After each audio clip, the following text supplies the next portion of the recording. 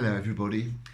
William Wordsworth was one of 6 children, but when their mother died early, they were all separated off to live with different members of the family. His favourite was Dorothy, his favourite sister, and they were reunited in their teens, and then they lived together for the rest of their lives. She was his soulmate, his companion, his encourager, his critic, his secretary, and his inspiration.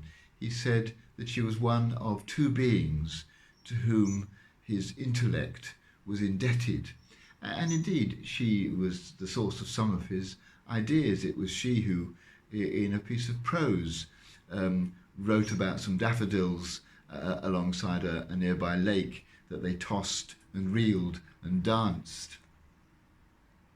She was somebody who was a constant inspiration to him and someone whose advice and encouragement he valued enormously.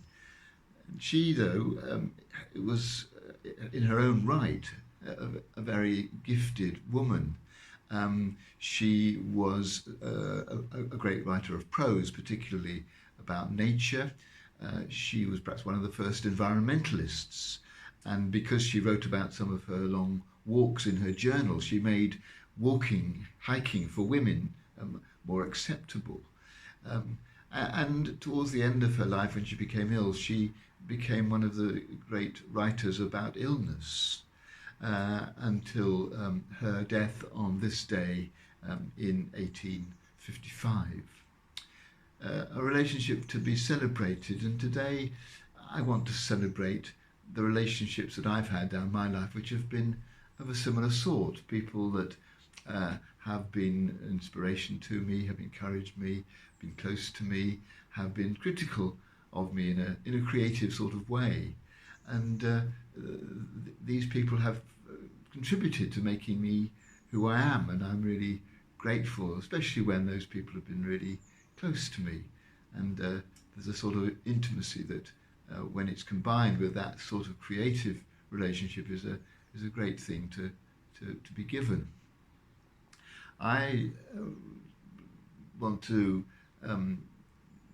celebrate not just those close relationships, but all relationships where the partnership has been creative.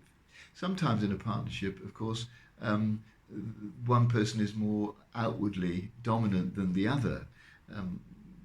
Dorothy Wordsworth fought a little shy of publicity, and so some of her poems, for instance, weren't published until after her death, and her prose writing didn't get the exposure that William Wordsworth's did. And often in a relationship, one person is more outwardly the creative one, whereas actually both people in the relationship know that the contributions of both are equally valuable and equally important.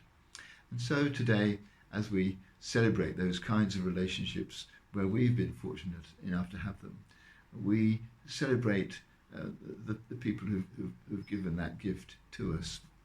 William Wordsworth described Dorothy as the dear companion of my lonely walk.